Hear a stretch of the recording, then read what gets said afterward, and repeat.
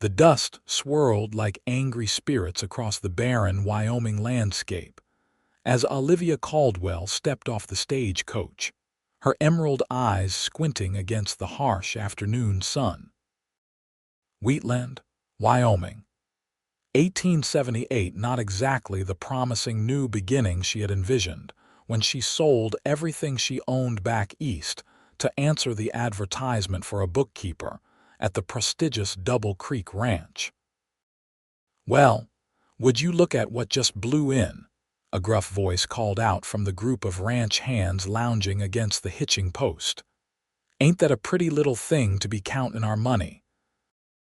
Laughter erupted from the dirt-covered men, their weathered faces creasing with mirth as they assessed her city attire and delicate leather boots that were already collecting dust. Olivia straightened her spine, clutching her carpetbag more tightly. She refused to let these uncouth men intimidate her, though her heart hammered wildly in her chest.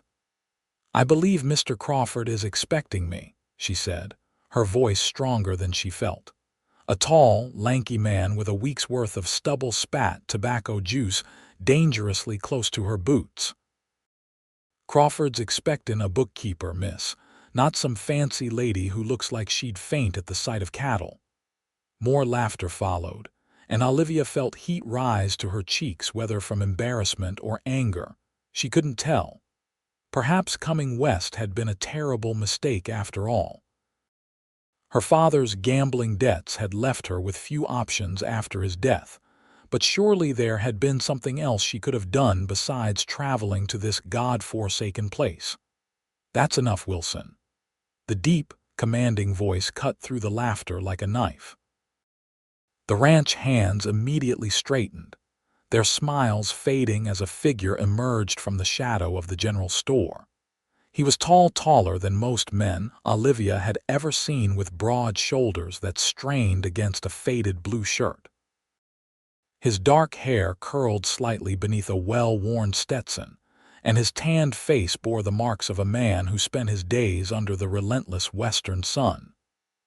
But it was his eyes that captured her attention, deep blue and penetrating. They seemed to see right through her carefully constructed facade. "She's worth more than all of you put together," he continued, his gaze never leaving her face. "Miss Caldwell is our new bookkeeper, and she'll be treated with respect, or you can collect your wages and move on. Am I clear?" A chorus of "Yes, sir," echoed from the now subdued ranch hands. The man approached Olivia and removed his hat in a gesture of respect that seemed out of place in this rough frontier town. "Thomas Zimmerman, madam, foreman at Double Creek. Mr. Crawford sent me to meet you." Olivia extended her gloved hand, surprised when instead of shaking it, he bowed slightly and touched it briefly. There was something refined about him that contrasted sharply with his rugged appearance. "Thank you, Mr. Zimmerman. I appreciate your timely intervention." A ghost of a smile touched his lips. "These men aren't bad sorts, just not used to seeing ladies like yourself out here. Wyoming territory isn't exactly known for its refinement." "I'm tougher than I look," Olivia replied, lifting her chin. "And I'm an excellent bookkeeper." "I don't doubt it, Miss Caldwell." He gestured toward a wagon parked nearby. "Your accommodations are prepared at the ranch. It's about an hour's ride from town." As he helped her into the wagon, his strong hand steady and sure, Olivia couldn't help but notice the way the other men watched them with renewed interest. She wondered briefly what sort of stories would circulate about her arrival, but decided it hardly mattered. She had come west to start anew, to escape the whispers and pitying glances that had followed her after her father's disgrace and death. What she hadn't anticipated was the way her heart quickened when Thomas Zimmerman's eyes met hers, or how the simple brush of his hand against hers as he handed her up into the wagon sent an unexpected tremor through her body. Such reactions were foolish, she reminded herself sternly. She was here to work, to rebuild her life, not to lose her heart to a cowboy, no matter how noble his intervention had been. The wagon jolted forward, and Olivia grabbed the seat to steady herself. Beside her, Thomas Zimmerman handled the reins with easy confidence, his profile strong against the backdrop of endless prairie and distant mountains. "The Double Creek is one of the largest spreads in the territory," he explained as they left the small town behind. "Mr. Crawford runs about 3,000 head of cattle and employs 25 men full-time, more during roundup and branding." "That's quite an operation," Olivia remarked, mentally calculating the bookkeeping challenges such a large ranch would present. "Has Mr. Crawford had a professional bookkeeper before?" Thomas glanced at her, those penetrating blue eyes assessing. "He's had 3 in the last 2 years. None lasted more than a few months."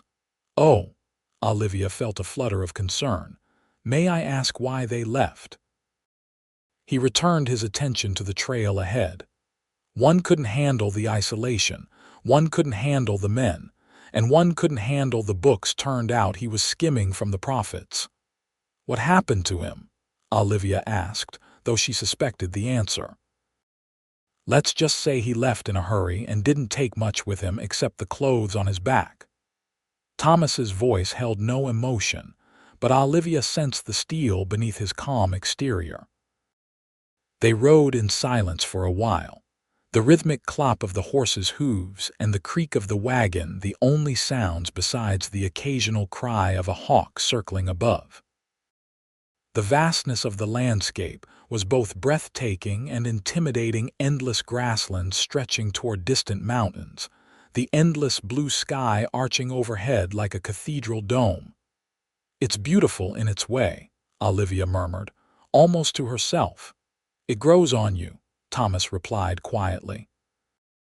"When I first came west after the war, I thought I'd died and gone to hell. Too much space, too much silence. Now I can't imagine being anywhere else." "You fought in the war?" Olivia asked, studying his profile with new interest. "Cavalry, Union side." "Enlisted when I was 18, fought until Appomattox." His jaw tightened almost imperceptibly. "Saw things no man should see." The pain in his voice was so raw that Olivia instinctively reached out, her hand briefly touching his arm before she caught herself and withdrew it. "I'm sorry." "My father fought as well. He was never the same afterward." Thomas nodded, understanding in his eyes. "Few of us were." "Your father passed recently, 6 months ago," Olivia confirmed, surprised by his perception. "How did you know?" "There's still grief in your eyes." "And most unmarried women your age don't travel across the country alone unless necessity drives them." His assessment was uncomfortably accurate, and Olivia shifted on the hard wagon seat. "My father was a good man, but he had his demons. After Mother died, he sought comfort in gambling and whiskey. When he passed, there were considerable debts, and no brothers or uncles to settle them," Thomas finished for her. "It wasn't a question. No, I was fortunate to find employment that would allow me to make a fresh start." She straightened her shoulders, unwilling to be an object of pity. "I'm perfectly capable of supporting myself, Mr. Zimmerman." "I never suggested otherwise, Miss Caldwell." There was that ghost of a smile again, the barest upward curve of his lips. "And please call me Thomas.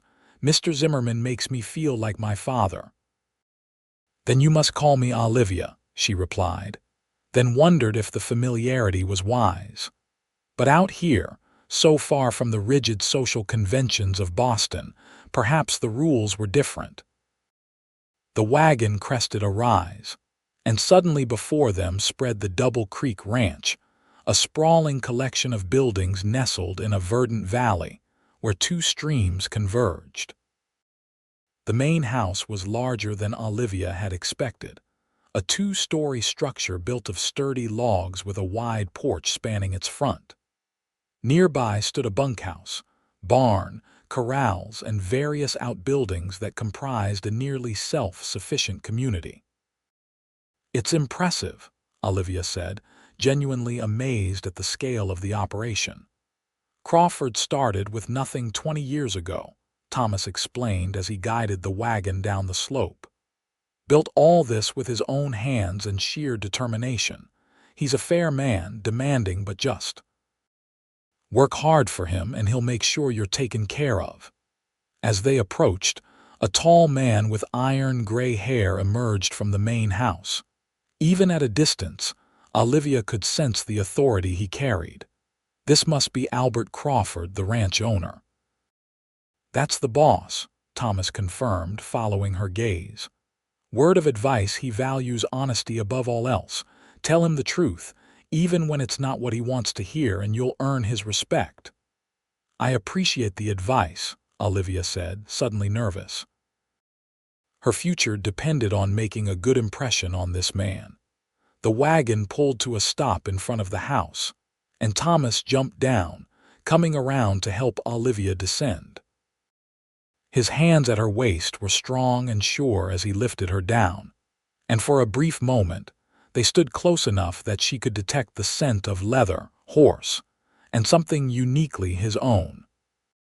Their eyes met, and Olivia felt that same inexplicable flutter in her chest before he stepped back, clearing his throat. Crawford, Thomas nodded to the older man. Miss Olivia Caldwell has arrived safely. Albert Crawford was tall and lean, with weathered features that spoke of decades under the western sun. His handshake was firm as he greeted her, his assessment frank but not unkind. Welcome to Double Creek, Miss Caldwell. I trust your journey wasn't too arduous. Thank you, Mr. Crawford. The journey was long but manageable. I'm eager to begin work. Crawford's eyes crinkled slightly at the corners. Good. Rest today and we'll start fresh tomorrow. I've had a room prepared for you in the main house. Mrs. Fletcher, my housekeeper, will show you to it. As if on cue, a plump woman with a kind face appeared on the porch. There you are, dear. You must be exhausted. Come along, I'll show you where you'll be staying. With a polite nod to both men, Olivia followed Mrs. Fletcher into the house, aware of Thomas's eyes on her back as she walked away. The impression of his hands at her waist lingered, as did the memory of those penetrating blue eyes. Stop it, she scolded herself. You're here to work, not to moon over the ranch foreman like a schoolgirl. But even as she followed Mrs. Fletcher up the stairs, Olivia couldn't quite shake the feeling that her life had just taken a turn she never could have anticipated when she boarded that stagecoach in Boston. The room Mrs. Fletcher led her to was small but pleasant, with a narrow bed, a washstand, a small writing desk, and a window that overlooked the valley. Simple calico curtains framed the view, and a colorful quilt brightened the otherwise plain furnishings. It's not fancy, Mrs. Fletcher apologized, but it's clean and private. Bathrooms down the hall you'll have to share with me, I'm afraid. Mr. Crawford has his own. It's lovely, Olivia assured her, meaning it. After weeks of traveling and staying in dubious accommodations along the way, this room seemed like luxury. Thank you for preparing it for me, Mrs. Fletcher beamed. Supper's at 6 sharp. Mr. Crawford doesn't tolerate tardiness. The office where you'll be working is downstairs, first door on the right past the dining room. Mr. Crawford said to tell you he'll show you everything in the morning. After the housekeeper left, Olivia sank onto the bed, the exhaustion of travel suddenly overwhelming her. She hadn't realized how tense she'd been until now, when she was finally alone and safe. The tears she'd held back for so long through her father's funeral, through selling their home, through the long journey west threatened to spill over. She allowed herself 5 minutes of weakness, burying her face in the pillow as silent sobs shook her slender frame. Then, with the discipline that had carried her through these difficult months, she wiped her eyes, washed her face in the basin, and began unpacking her meager possessions. By the time the dinner bell rang, Olivia had composed herself, changed into a fresh dress, and was ready to face her new life with determination. Whatever challenges lay ahead, she would meet them head-on. She had survived worse, after all. Downstairs, she found the dining room occupied by Mr. Crawford, Mrs. Fletcher, and, to her surprise, Thomas Zimmerman. The foreman usually took his meals with the other men in the bunkhouse, Mrs. Fletcher explained as she served a hearty stew, but Mr. Crawford sometimes invited him to dine at the main house to discuss ranch business. Throughout the meal, Olivia was conscious of Thomas's presence across the table. He spoke little, answering Crawford's questions about cattle and grazing conditions in his deep, measured voice. Once or twice, she glanced up to find those blue eyes studying her with an intensity that made her cheeks warm. The conversation eventually turned to her. "Miss Caldwell, Thomas tells me you had some trouble with the men in town," Crawford said, his expression unreadable. "Nothing I couldn't handle, Mr. Crawford," Olivia replied carefully. "It was merely the surprise of seeing a woman arriving for the position, I believe." "My advertisement didn't specify a man or a woman," Crawford pointed out. "I need someone who knows figures and can keep my books in order. Your references from that Boston banking house were impeccable." "Thank you, sir. I assure you your confidence is not misplaced." Crawford nodded, satisfied. "Good. The men will get used to you. Some of them have been out here so long they've forgotten how to behave around ladies. You let me or Thomas know if anyone gives you trouble." "She can handle herself," Thomas said unexpectedly, the corner of his mouth lifting in that almost smile. "Saw that right away." Their eyes met across the table, and Olivia felt a surge of gratitude for his vote of confidence. It was rare for a man to recognize a woman's strength rather than seeing it as a threat or an oddity. After dinner, Crawford excused himself to attend to correspondence, and Mrs. Fletcher bustled off to the kitchen, leaving Olivia momentarily alone with Thomas. "Thank you," she said quietly. "For what you said." He shrugged, those broad shoulders moving beneath his clean shirt. He'd changed for dinner, she realized, and somehow the simple gesture touched her. "Only spoke the truth. This country doesn't suffer weakness, man or woman. You've got steel in your spine, Miss Caldwell. You'll need it." Before she could respond, he bowed slightly and took his leave, the sound of his boot heels fading as he walked out into the gathering twilight. Through the window, she watched him cross the yard toward the bunkhouse, his tall figure silhouetted against the purpling sky, steel in her spine. Yes, she supposed she did have that. Life had forged it there, hammering her with one blow after another until she either had to become stronger or break entirely. She had chosen strength, though sometimes in the dark hours of the night she wondered at what cost. The following morning, Olivia rose early, dressed in her most practical dress, a navy blue cotton with minimal trimming, and made her way downstairs. To her surprise, the kitchen was already bustling with activity, though dawn had barely broken. "Ranch life starts early, Mrs. Fletcher explained cheerfully as she handed Olivia a cup of strong coffee. "The men have already had their breakfast and are out working. Mr. Crawford's in his office waiting for you." Olivia found the ranch owner seated behind a massive oak desk, papers spread before him in disorganized piles. The office itself was a chaotic testament to a man who clearly knew his cattle business but had little patience for record-keeping. "Ah, Miss Caldwell, good morning." Crawford gestured to the disaster before him. "As you can see, I'm in desperate need of your expertise. These books haven't been properly kept since my wife died 5 years ago. She had a head for figures, did my Elizabeth." Olivia heard the grief still present in his voice. "I'm sorry for your loss, Mr. Crawford." "Life goes on," he said gruffly, rising from his chair. "I'll leave you to it then. Mrs. Fletcher will ring the bell for dinner at noon." Left alone, Olivia surveyed the daunting task before her with a mixture of dismay and professional excitement. This was exactly the challenge she needed, something to occupy her mind and hands, to prove her worth not just to these people but to herself. She rolled up her sleeves, both literally and figuratively, and got to work. The morning passed quickly as Olivia sorted through receipts, ledgers, and haphazard notes. She was so absorbed in her task that she jumped when a knock sounded at the office door. "Come in," she called, hastily tucking a loose strand of auburn hair behind her ear. The door opened to reveal Thomas, his tall frame filling the doorway. He'd clearly been working. Dust covered his clothes, and a light sheen of sweat glistened on his brow.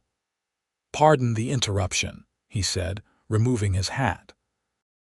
"Crawford asked me to bring you these receipts from the last cattle sale in Cheyenne." "Thank you," Olivia said, reaching for the papers he extended. Their fingers brushed briefly, and she felt that now familiar flutter in her chest. "These will be helpful. I'm trying to establish a complete picture of the ranch's finances." Thomas glanced at the organized piles she'd created on the desk and floor. "You've made progress already." "It's what I do," she replied with a small smile, "finding order in chaos." He studied her for a moment, those blue eyes thoughtful. "A valuable skill out here. Most of us are better at creating the chaos than sorting it out." The self-deprecating remark surprised a genuine laugh from her, and Thomas's expression softened at the sound. For an instant, Olivia glimpsed something in his eyes, a warmth, an interest perhaps that made her heart beat faster. Then it was gone, hidden behind his usual reserve. "I should get back to work," he said, settling his hat on his head once more. "The men are moving cattle to the south pasture today." "Of course," Olivia nodded, suddenly conscious of the impropriety of being alone with him, even though the door stood open. "Thank you for bringing the receipts, Mr. Thomas." He tipped his hat and turned to leave, then paused in the doorway. "Some of the men are wondering if you'd join us for supper in the bunkhouse tonight. Mrs. Fletcher always cooks too much, and the boys are curious about you. Might help smooth things over after yesterday's." "Welcome." The invitation surprised her. "I wouldn't want to impose. It's not an imposition. Crawford dines alone most nights anyway. He won't mind. And it would go a long way toward making you part of the ranch, not just the lady from back east who keeps the books." Olivia considered his words. If she was to succeed here, she needed the men's cooperation and respect. Keeping herself isolated in the main house would only reinforce the distance between them. "I'd be honored," she decided. "What time should I come?" 6:30. "I'll come escort you." With a final nod, he was gone, leaving behind the faint scent of leather and sun-warmed skin.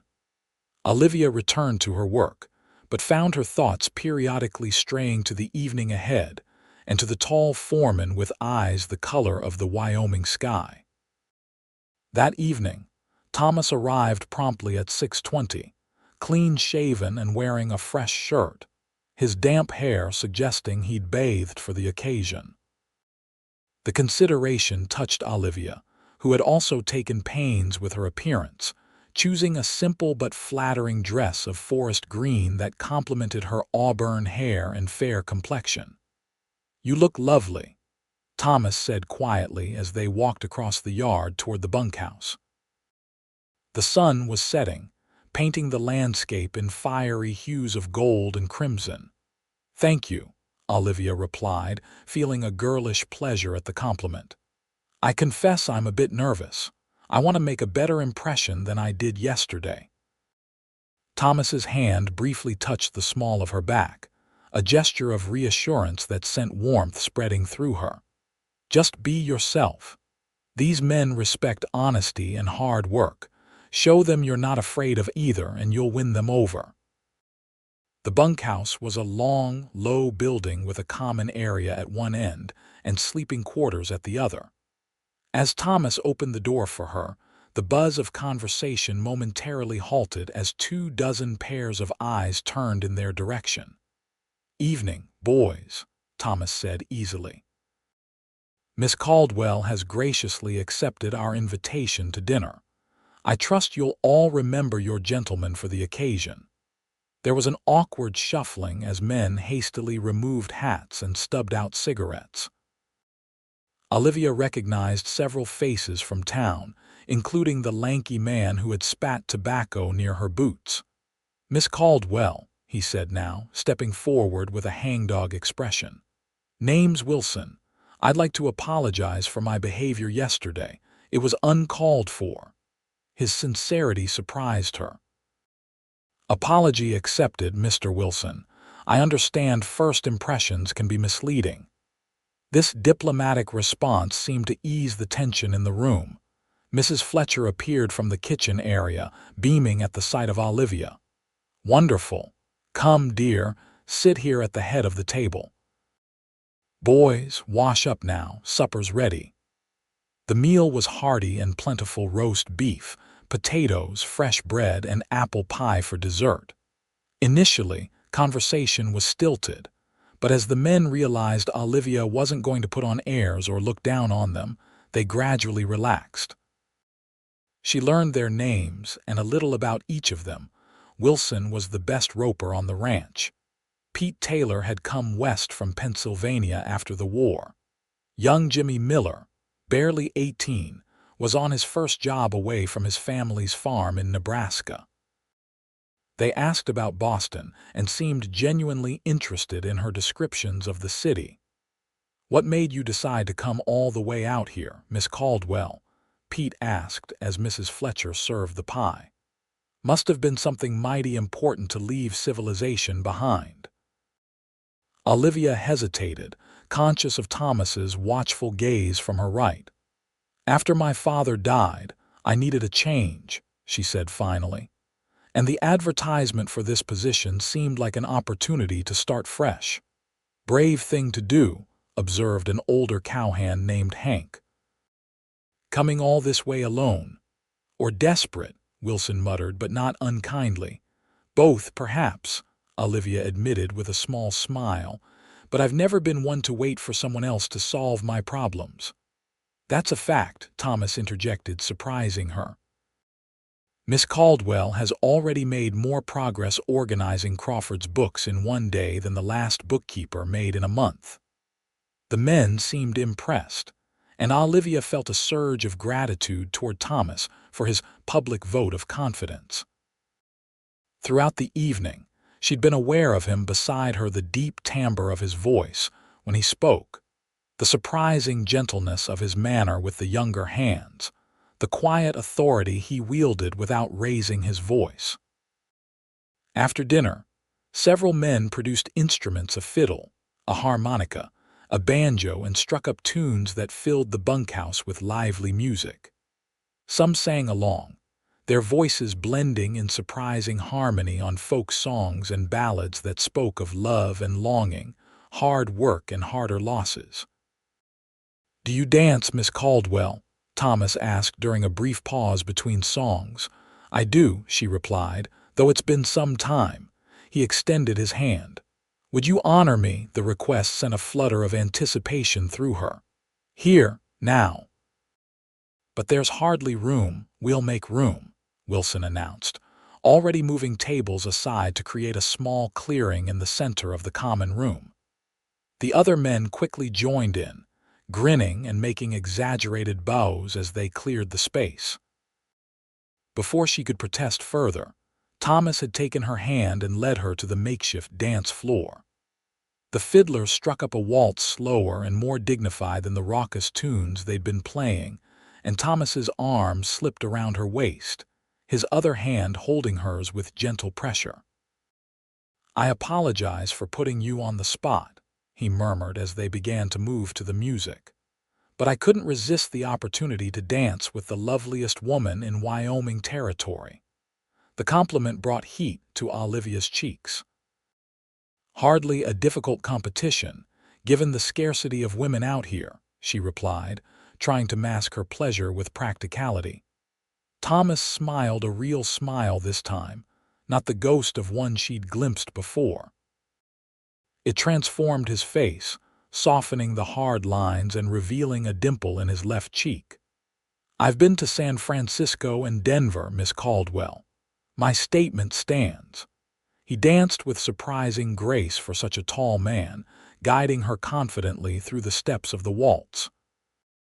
Olivia was acutely aware of his hand at her waist, the strength in his arm, the clean scent of soap mingling with the lingering aroma of leather and horses that seemed as much a part of him as his blue eyes or deep voice. The waltz ended too soon, and as they stepped apart, Olivia became aware that the men were watching them with knowing grins. Self-consciousness washed over her, and she smoothed her skirts, avoiding Thomas's eyes. "It's getting late," she said. "I should return to the house." Thomas nodded, understanding in his gaze. "I'll walk you back." They left amid a chorus of good nights and thank yous from the men, the cool evening air a relief after the warmth of the crowded bunkhouse. Stars spangled the vast Wyoming sky, more than Olivia had ever seen in Boston, where city lights dimmed the celestial display. "Thank you for suggesting this evening," Olivia said as they walked. "I believe it helped. Smooth things over, as you put it." "They're good men," Thomas replied. "Rough around the edges, but decent at heart. They just needed to see you as a person, not a curiosity." They reached the porch of the main house, and Olivia turned to face him, suddenly reluctant for the evening to end. "And how do you see me, Mr. Zimmerman?" The question surprised them both, judging by the flicker in Thomas's eyes. He studied her face in the silvery moonlight, his expression thoughtful. "I see a woman of remarkable courage and dignity," he said finally, his voice low. "Someone who has faced adversity and chosen to meet it head-on rather than surrender to it. Someone who deserves respect and admiration." His words touched something deep inside her, a place that had been wounded by her father's failures and death, by the whispers and averted gazes of former friends in Boston. Tears pricked at her eyes and she blinked them back, unwilling to show such vulnerability. "Thank you," she whispered. "That means more than you know." For a moment, she thought he might reach for her, might touch her face or take her hand. Instead, he stepped back slightly, returning to the proper distance between a lady and gentleman who were, after all, hardly more than acquaintances. "Good night, Miss Caldwell," he said softly. "Sleep well." "Good night, Thomas," she replied, watching as he turned and walked back across the moonlit yard, his tall figure gradually disappearing into the shadows. Later, as she prepared for bed in her small room, Olivia found herself replaying the evening in her mind, the friendly curiosity of the ranch hands, the lively music, the unexpected waltz with Thomas. The way his hand had felt at her waist, strong and sure. The intensity in his blue eyes as he'd spoken those words that had moved her so deeply. Dangerous thoughts, she reminded herself as she braided her hair for sleep. She had come to Wyoming to rebuild her life, not to lose her heart to a cowboy, no matter how exceptional he might be. But as she drifted toward sleep, it was Thomas Zimmerman's face that filled her mind, his rare smile, those penetrating blue eyes, the quiet strength that seemed to radiate from him like heat from a banked fire. In her dreams, they were dancing again, but this time they were alone beneath the star-strewn Wyoming sky, and when he drew her closer, there was no one to see. The weeks that followed fell into a steady rhythm. Olivia spent her days in the office, bringing order to Crawford's financial records, while the men worked the cattle, mended fences, and prepared for the upcoming cattle drive to Cheyenne. Evenings were often spent in the bunkhouse, where she was now a welcome guest, listening to music and stories, occasionally joining in a dance when Thomas or one of the other men asked her. She came to know the rhythm of ranch life, the pre-dawn breakfasts, the long days of physical labor for the men, the simple pleasures of good food, music, and companionship when work was done. It was a different world from Boston's society parties and carefully orchestrated social calls. Yet Olivia found herself thriving in the honest simplicity of it. And always, there was Thomas, a steady presence, watchful and protective without being overbearing. They rarely had time alone, but Olivia was increasingly aware of the current that ran between them. The way his eyes sought hers across a room, the brief touches of his hand at her elbow, or the small of her back that sent electricity coursing through her. One afternoon in late August, as Olivia was finishing the monthly accounts, a commotion in the yard drew her to the window. A group of riders was approaching at speed, and even from a distance, she could tell something was wrong. One man was slumped in his saddle, supported by another rider. Heart pounding, she hurried outside, reaching the porch just as the riders thundered into the yard. The injured man was Jimmy Miller, the young cowhand, his face ashen beneath his tan, blood seeping through a makeshift bandage on his thigh. What happened? Crawford demanded, emerging from the barn. Rustlers, panted Wilson, who was supporting Jimmy. Hit the south herd. Jimmy took a bullet before we drove them off. Crawford barked orders, sending men for the doctor in town, others to prepare a bed for Jimmy in the house where he could be properly tended. In the chaos, Olivia searched for Thomas, fear gripping her heart when she didn't see him among the returned men. "Where's Thomas?" she asked Wilson as he handed Jimmy down to waiting hands. "Still out there," Wilson replied grimly. "He and Pete went after the rustlers, told us to get Jimmy back and warn Crawford." Olivia's stomach clenched with dread. How many rustlers? 4, maybe 5. Mean-looking bunch. 2 against 5. The odds sent a chill through her, but she forced herself to focus on the immediate crisis. Jimmy needed help, and she could at least be useful there. "Bring him inside," she directed. "Mrs. Fletcher will need hot water and clean linens." "I've had some experience with wounds. My father was injured during the war." For the next hour, Olivia helped clean and bandage Jimmy's wound, which thankfully wasn't as serious as it had first appeared. The bullet had passed through the fleshy part of his thigh without hitting bone or major blood vessels. By the time the doctor arrived from town, the bleeding had been controlled, and Jimmy was resting as comfortably as could be expected. Throughout it all, Olivia's thoughts kept returning to Thomas, out there somewhere in the vastness of Wyoming, pursuing armed men who had already shown themselves willing to shoot. The fear that gripped her was both familiar and strange. She had worried for her father during the war, had feared for him during his decline into gambling and drinking, but this was different. This fear was sharp-edged and personal in a way that surprised her. It was well after dark when the sound of horses announced new arrivals. Olivia, who had been sitting with Jimmy while Mrs. Fletcher prepared a late supper, hurried to the window. Her heart leapt at the sight of Thomas dismounting in the yard, then plummeted as she realized he was supporting Pete, who appeared injured. She rushed downstairs and out onto the porch, relief and fear warring within her. Thomas glanced up at her appearance, his face grim and tired, a smear of what looked like blood across one cheek. "Pete's been shot," he said without preamble. "Arm not serious, doctor still here." "Yes, he's just finishing with Jimmy. Bring Pete inside." Olivia held the door open, her eyes scanning Thomas for signs of injury. "Are you hurt?" "I'm fine," he said shortly, helping Pete into the house. His tone was clipped, almost harsh, but Olivia understood it was not directed at her.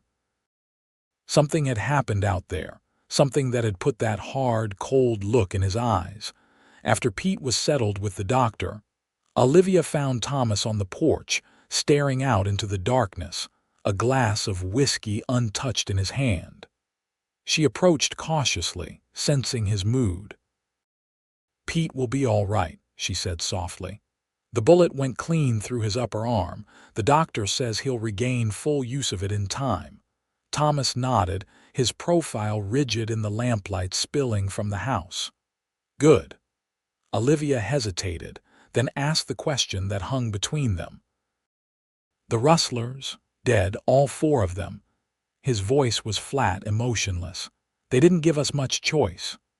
The words sent a shiver through her, not of fear but of concern for him. She had seen that look before, in her father's eyes after particularly horrific battles, the distant, empty gaze of a man who has taken life, and found the cost to his own soul higher than expected. Without thinking, she reached out, her hand covering his where it rested on the porch railing. "I was worried about you," she admitted, her voice barely above a whisper. Something flickered in his eyes, surprise, then a warmth that melted some of the ice there. His hand turned beneath hers, his fingers curling around her smaller ones. "I'm sorry I worried you," he said, his voice gentler now. "It had to be done. They shot Jimmy and Pete, would have killed more of us given the chance, but I take no pleasure in it." "I know," Olivia said simply. "That's why it troubles you so. A man who enjoys killing feels no remorse afterward." Thomas studied her face in the dim light as if seeing her anew. "You understand more than most, my father." She began, then hesitated. The war changed him. He spoke little of it, but sometimes when the nightmares came, he would talk in his sleep. Terrible things. "After Mother died, the drinking got worse. I think he was trying to forget." Thomas's fingers tightened around hers. "Some things can't be forgotten, only lived with," he said quietly. "I'm sorry about your father." They stood in silence for a long moment, hands linked, the unspoken current between them stronger than ever. Then, reluctantly, Thomas released her hand and stepped back. "It's late. You should rest." His voice had recovered its usual calm, but his eyes remained troubled. "Tomorrow will be busy. Crawford will want to increase patrols, strengthen our defenses." Olivia nodded, understanding that the moment of intimacy had passed. "Will there be retaliation? For the rustlers, I mean." "Possibly. They might have friends. We'll be watchful." He hesitated, then added, "Be careful, Olivia. Stay close to the ranch buildings. Don't ride out alone." It was the first time he had used her given name without the formality of Miss Caldwell, and the sound of it on his lips sent a thrill through her despite the seriousness of his warning. "I will," she promised. "You be careful too, Thomas." The small smile that touched his lips didn't reach his eyes. "Always am. Good night, Olivia." "Good night." As she climbed the stairs to her room, Olivia's mind was in turmoil. The events of the day had shaken her, revealing feelings she had been trying to deny. When she had thought Thomas might be in danger, the fear that gripped her had been too powerful, too personal to be anything but love. The realization both thrilled and terrified her. Loving Thomas Zimmerman was risky in ways that had nothing to do with rustlers or the dangers of ranch life. He was a complex man, carrying burdens she could only guess at, living in a harsh world where tomorrow was never guaranteed. And she had no idea if he returned her feelings, or merely saw her as someone to protect, like the ranch and the cattle and the men under his care.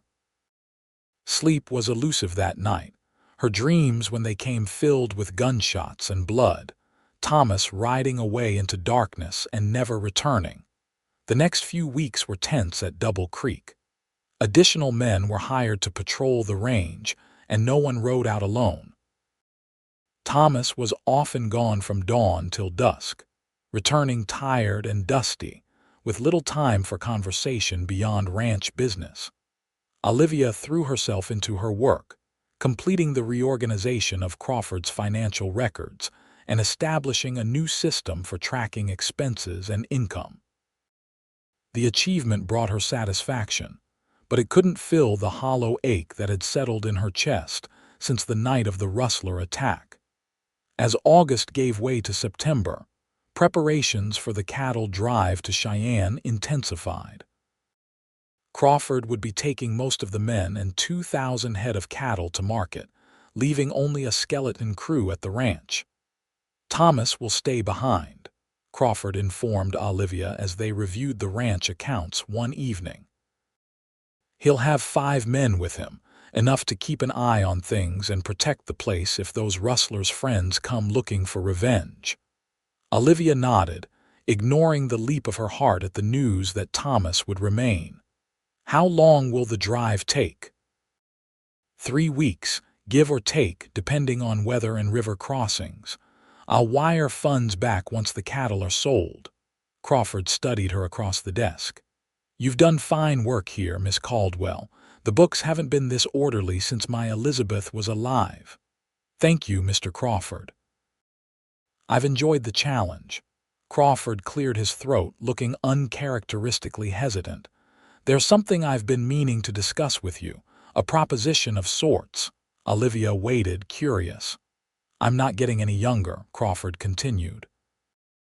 Been thinking about the future of this place. My son has no interest in ranching. He's a lawyer in Denver, happy with his books and papers. The older man smiled wryly. Must take after his mother. Anyway, I've been considering taking on a partner, someone with a stake in seeing Double Creek prosper. He paused, watching her reaction. I'm offering you the opportunity to invest in the ranch, Miss Caldwell. Your salary as bookkeeper is modest, I know, but you've been frugal. If you're interested, we could arrange for you to purchase a small share now, with the option to increase it over time. The offer stunned her. Mr. Crawford, I don't know what to say. This is unexpected. Think about it, Crawford said. No need to decide immediately, but you've proven yourself capable and dedicated. I believe you could have a real future here at Double Creek. A future here. The words echoed in Olivia's mind as she walked back to her room later. A future in Wyoming, at this ranch that had already come to feel like home in so many ways. A future that might include Thomas, if he returned the feelings she could no longer deny. The day of the cattle drive's departure dawned clear and cool, the first hint of autumn crispness in the air. The yard was chaotic, filled with men, horses, and the bellowing of cattle being gathered for the long journey. Olivia stood on the porch, watching as Crawford gave last-minute instructions to Thomas. I'll expect regular reports, the ranch owner was saying. Wire me in Cheyenne if there's any trouble. Thomas nodded, his expression serious. We'll keep things running smoothly. Good luck with the drive. As Crawford mounted his horse, he caught Olivia's eye and tipped his hat. Consider my offer, Miss Caldwell. We'll discuss it when I return. With a final nod to Thomas, he rode out, followed by the majority of the Double Creek hands and the massive herd of cattle. The thunder of hooves and the cloud of dust lingered long after they had disappeared from sight. The ranch seemed oddly quiet in their wake, the remaining handful of men dispersing to their duties, leaving Olivia and Thomas alone in the yard. It will be strange with so few people here, Olivia remarked, breaking the silence. Quieter, Thomas agreed. But not less work, I'm afraid. We'll all have to pull extra weight until they return. Including me? Olivia asked, half teasing. Or am I to remain confined to the office and account books? Something like amusement flickered in his blue eyes. Can you ride, Miss Caldwell? Of course I can ride, she replied with mock indignation. I grew up riding in the Massachusetts countryside. Though I admit, side saddle is my usual style. Thomas studied her thoughtfully. We might be able to remedy that. No reason you should be housebound when extra hands are needed, if you're willing to learn to ride Western style, that is. The prospect of spending time with Thomas, away from the ranch buildings and watchful eyes, sent a thrill through her. I would like that very much. The hint of a smile touched his lips. Tomorrow morning, then, wear your sturdiest skirt. I'll find you a gentle horse. That night, Olivia could hardly sleep for anticipation.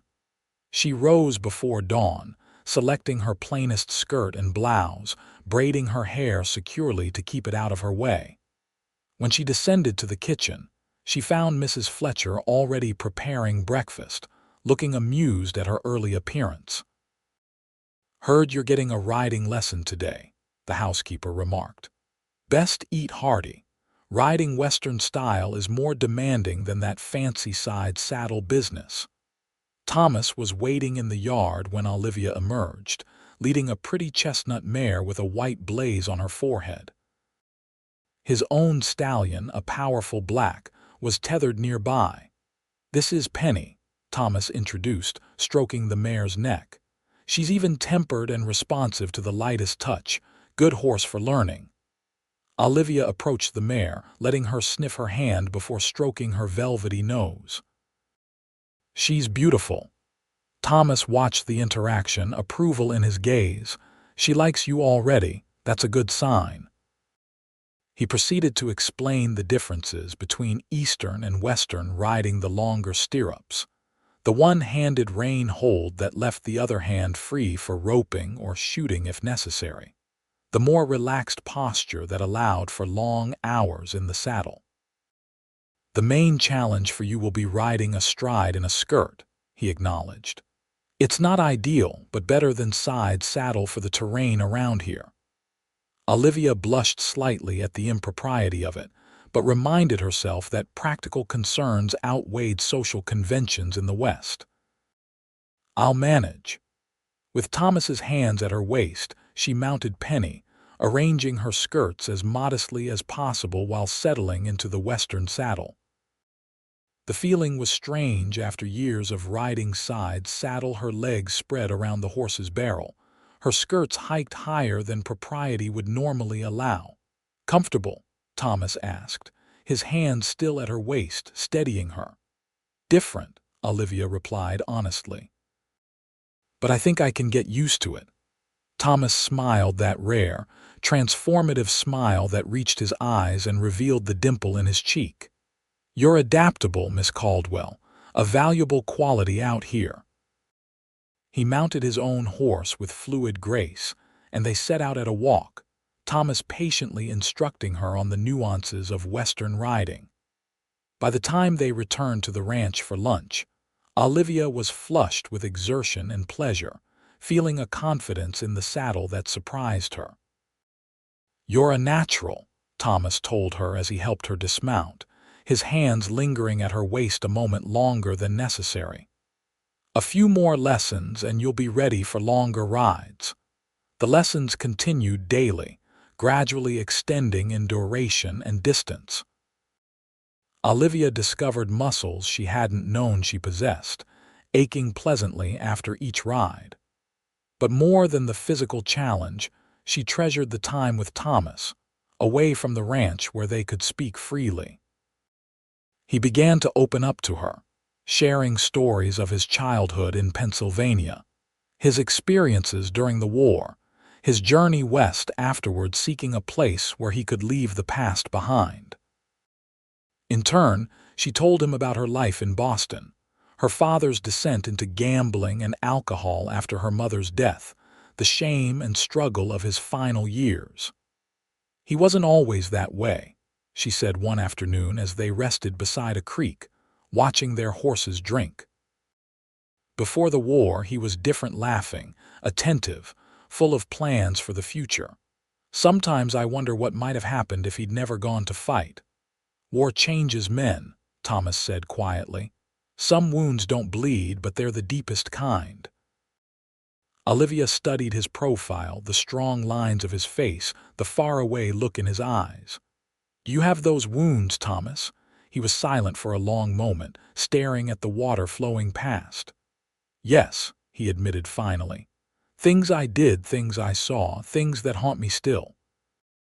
Impulsively, Olivia reached for his hand, her fingers curling around his. "You're a good man, Thomas Zimmerman, Whatever happened during the war, it doesn't define who you are now." He looked down at their joined hands, then up at her face, his blue eyes intense. "How can you be so sure?" "Because I've seen how you treat others with fairness and respect, how you protect this ranch and everyone on it, how you carry your responsibilities without complaint." She paused, gathering her courage. "I see you, Thomas, not just what you show the world, but what you try to hide." Something shifted in his expression: vulnerability, hope, longing. His free hand came up to touch her face, calloused fingers gentle against her cheek. "Olivia," he said, her name like a prayer on his lips, "you see too much." "Or perhaps just enough," she whispered, heart pounding as he leaned closer. The kiss, when it came, was gentle at first, a question, an offering. Then, as she responded, it deepened into something more urgent, a hunger neither had allowed themselves to acknowledge until this moment. His arms encircled her, drawing her against the solid warmth of his chest, and Olivia wound her arms around his neck, fingers threading through his dark hair. When they finally parted, both breathing hard, Thomas rested his forehead against hers. "I've wanted to do that since the moment you stepped off that stagecoach," he confessed. "Even when you were looking at Wilson like he was something you'd scraped off your boot." Olivia laughed softly, joy bubbling up inside her. "I've wanted you to do that since you told those men I was worth more than all of them put together." His arms tightened around her. "I meant it. You are." He pulled back slightly to look into her eyes, his expression serious. "But, Olivia, I have nothing to offer you. I'm just a foreman with no property of my own." "No," she pressed her fingers to his lips, silencing him. "I don't care about that. I've seen what wealth and position can hide. My father's so-called friends abandoned us when his gambling debts became known. I'd rather have an honest man with nothing than a wealthy one with no character." Thomas captured her hand, pressing a kiss to her palm. "Still, you deserve more than I can give you." "Let me decide what I deserve," Olivia said firmly. "I love you, Thomas Zimmerman. That's all that matters to me." The declaration hung in the air between them, bold and irrevocable. For a moment, Thomas seemed stunned, his blue eyes wide with disbelief. Then slowly that rare, full smile spread across his face. "I love you too, Olivia Caldwell," he said, his deep voice rough with emotion. "God help me, I've tried not to, knowing I should keep my distance. But I can't fight it anymore." This time when he kissed her, it was with the certainty of mutual love acknowledged, a promise exchanged without words. Olivia surrendered to it completely, knowing that whatever challenges lay ahead, they would face them together. The days that followed were the happiest of Olivia's life. Though they maintained proper decorum at the ranch, during their daily rides they were free to express their feelings, talking, laughing, sharing kisses and dreams for the future. Thomas spoke of his hope of someday owning his own small ranch, a modest spread where they could build a life together. Olivia told him of Crawford's offer of partnership in Double Creek, which they agreed might provide a path forward for them both. "Crawford respects you," Olivia said as they rode along a ridge overlooking the valley. "He values your knowledge and dedication to the ranch. If we approached him together, proposed that your experience and my investment could benefit Double Creek." Thomas nodded thoughtfully. "It could work. Crawford's been talking about scaling back for years, spending more time visiting his son in Denver." He glanced at her, a smile warming his eyes. "You really want this life? It's hard work, Olivia, not the comfortable existence you might have had in Boston." "I want this life with you," she replied simply. "The rest is just details." Their bubble of happiness was shattered a week before Crawford's expected return, when one of the hands spotted riders approaching from the north, at least a dozen men, moving with purpose toward Double Creek. "Get inside," Thomas ordered Olivia, his expression grim as they watched from the ridge where they'd been riding. "Stay in the house with Mrs. Fletcher. We'll handle this." "Who do you think they are?" Olivia asked, fear clutching at her heart. Could be nothing. Could be trouble. His jaw was set, the hardness back in his eyes. "Either way, I want you safe." They rode back at a gallop, Thomas immediately gathering the 5 remaining hands and issuing orders. Rifles were distributed, positions assigned. Olivia was ushered into the house with strict instructions not to leave under any circumstances. From the upstairs window of her room, she watched anxiously as Thomas and the men prepared for the approaching riders. The minutes crawled by with agonizing slowness until finally the strangers came into view. 15 men, rough-looking and heavily armed. They pulled up short of the ranch buildings, clearly surprised to find armed men waiting for them. Their leader, a burly man with a red bandana around his neck, called out, "We're looking for Thomas Zimmerman." Thomas stepped forward, rifle in hand. "I'm Zimmerman. State your business. You killed my brother 3 weeks back, him and his friends." The man's voice carried clearly in the still afternoon air. "We've come to settle the score."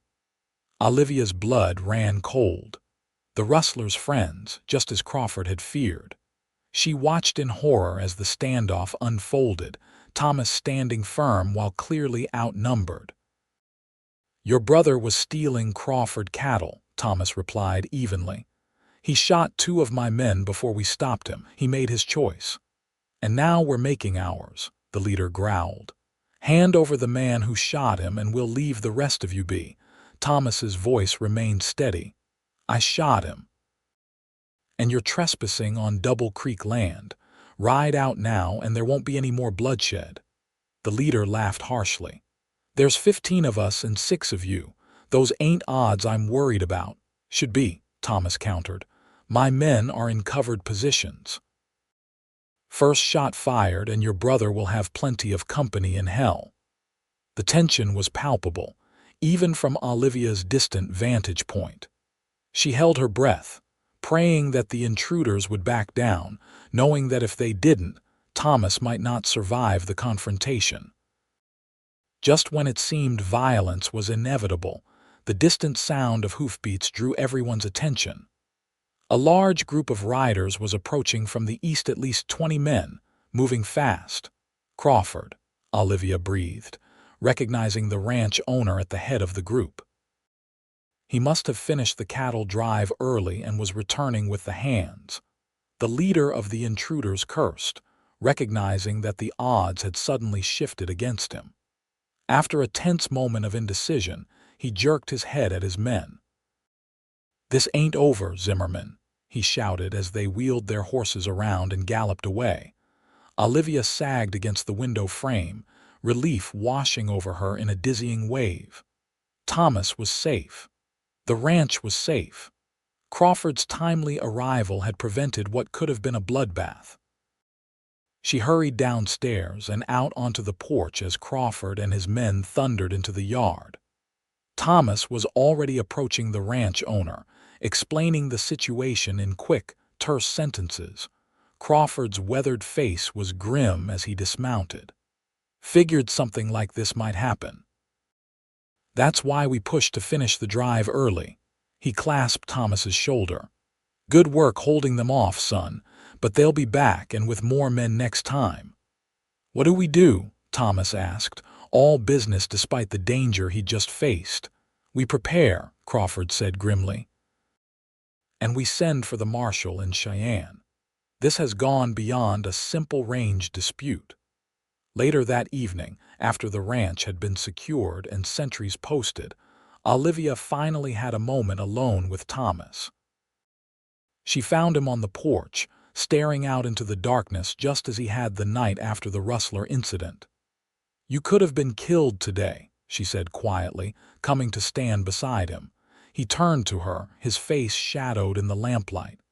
"It's the risk we all take out here." "I couldn't bear it if anything happened to you," Olivia admitted, her voice breaking. When I saw those men confronting you, I was terrified. Thomas drew her into his arms, holding her close. I'm not that easy to kill, he murmured against her hair, and I have too much to live for now. She looked up at him, tears shining in her eyes. Promise me you'll be careful. Promise me you won't take unnecessary risks. I promise, he said solemnly, then bent to kiss her, a kiss that spoke of relief and life-affirming passion, of promises and possibilities. They were still embracing when Crawford cleared his throat behind them. They sprang apart, Olivia blushing furiously, Thomas standing tall and unrepentant. The ranch owner's expression was unreadable as he looked from one to the other. I see things have developed while I was away, he said finally.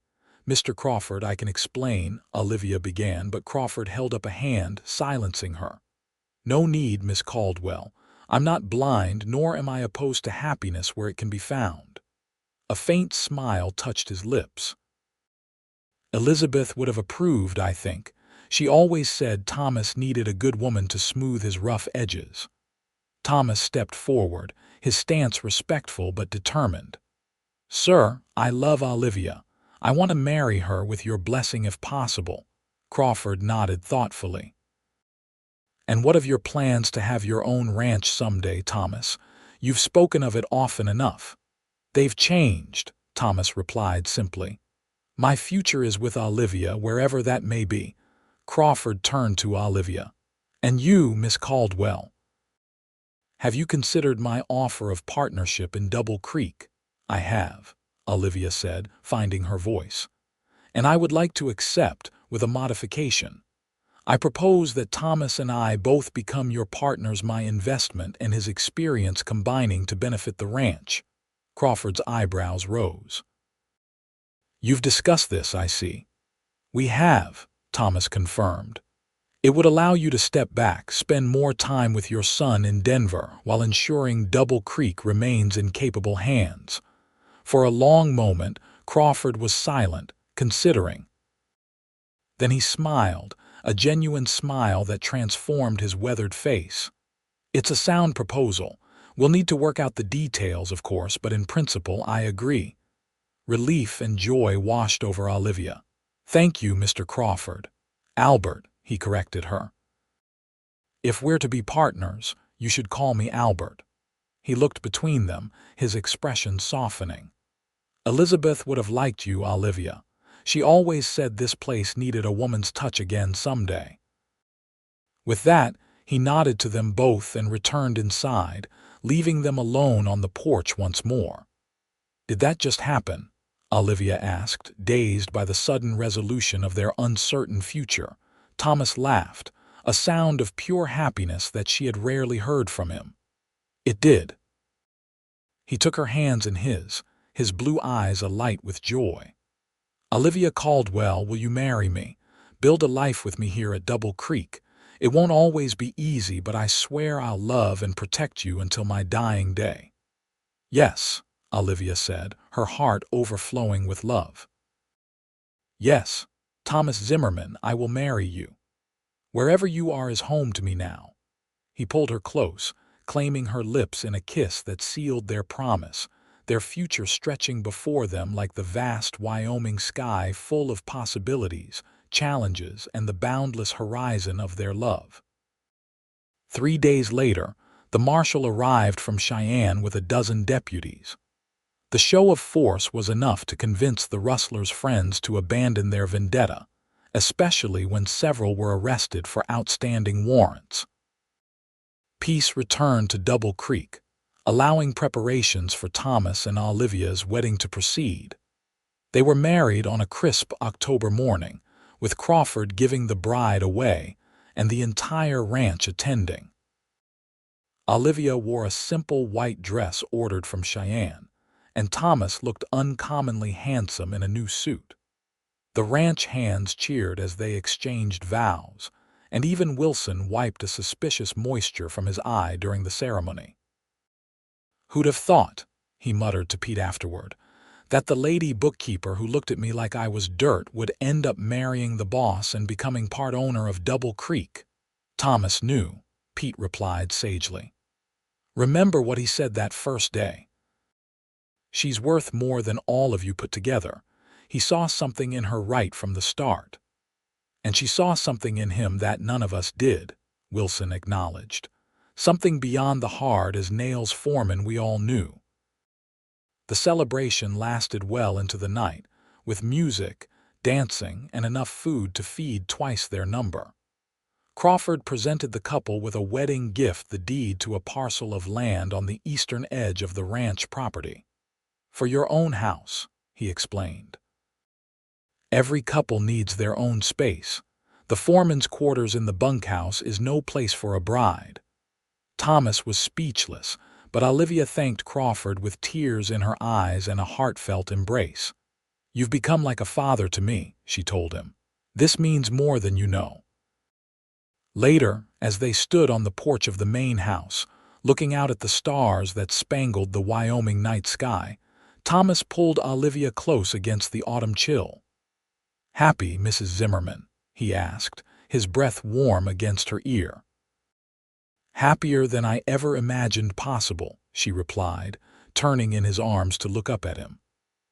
When I stepped off that stagecoach 6 months ago, I never dreamed I'd find not just employment, but a home, a family, and the love of my life. And when those ranch hands laughed at you, they never dreamed you'd end up as their boss, Thomas added with a grin, that dimple appearing in his cheek. Olivia laughed, the sound clear and joyous in the quiet night. Life has a way of surprising us all. Indeed it does, Thomas murmured, bending to kiss his bride beneath the vast Wyoming sky that had brought them together and would watch over their love for all the years to come. Spring, 1879, Olivia stood on the porch of the new house, watching as Thomas rode in from the east pasture, his tall figure straight in the saddle, his face breaking into a smile as he spotted her waiting. 6 months of marriage had only deepened their love, each day bringing new discoveries about each other, new joys in their shared life.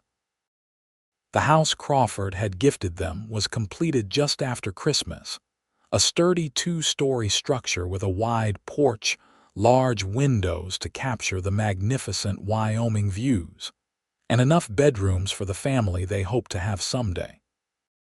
Situated on a gentle rise a quarter-mile from the main ranch buildings, it offered privacy while keeping them close to the heart of Double Creek operations.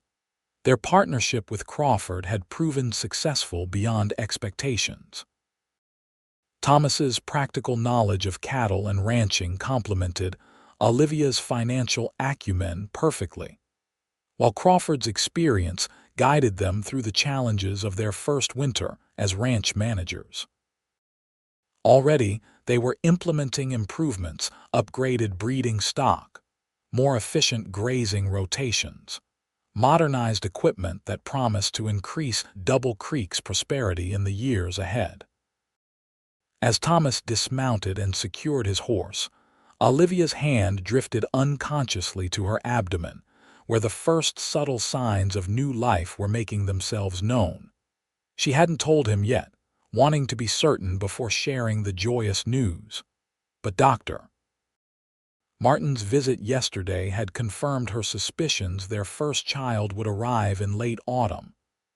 "You're looking especially beautiful today," Thomas said as he climbed the porch steps, removing his hat to kiss her properly.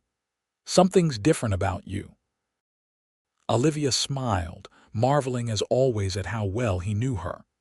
"Is it so obvious already?" "What's obvious?" he asked, then froze as understanding dawned in his eyes. "Olivia, are you?" She nodded, happiness bubbling up inside her. "Dr. Martin confirmed it yesterday. We're going to have a baby, Thomas. In November, he thinks." For a moment, Thomas stood perfectly still, his blue eyes wide with wonder. Then, with a whoop of joy that startled a nearby meadowlark into flight, he swept her into his arms, spinning her in a circle on the porch. "Careful." Olivia laughed, clinging to his shoulders. "There are two of us to consider now," Thomas set her down gently, his hands moving to cradle her face. "A baby," he said, his voice filled with awe. "Our child." His eyes searched hers, suddenly serious. "Are you happy about this, truly? I know we've talked about children, but so soon." "I'm happier than I can express," Olivia assured him, covering his hands with her own. "This child will be raised with so much love, Thomas. The kind of love I always wanted as a child but lost too early when Mother died." Thomas pulled her close, his arms strong and sure around her. "Our child will know only love and security," he promised, "and will grow up in this beautiful place, free from the constraints and pretensions that bound both our childhoods in different ways." They stood together, watching as the sun began its descent toward the western mountains, painting the vast Wyoming sky in hues of gold and crimson. Behind them, their home awaited solid, welcoming, built on love and shared dreams. Before them stretched the future, as boundless and promising as the land itself. "I never imagined this," Olivia murmured, leaning against her husband's strong shoulder. "When those ranch hands laughed at me that day in town, I thought I'd made a terrible mistake coming west." Thomas pressed a kiss to her temple, his voice warm with love and gratitude. "Thank God for mistakes that turn out to be the best decisions of our lives." As the first star appeared in the deepening sky, they turned and walked hand in hand into their home, leaving the door open to welcome the sweet Wyoming twilight and whatever blessings tomorrow might bring.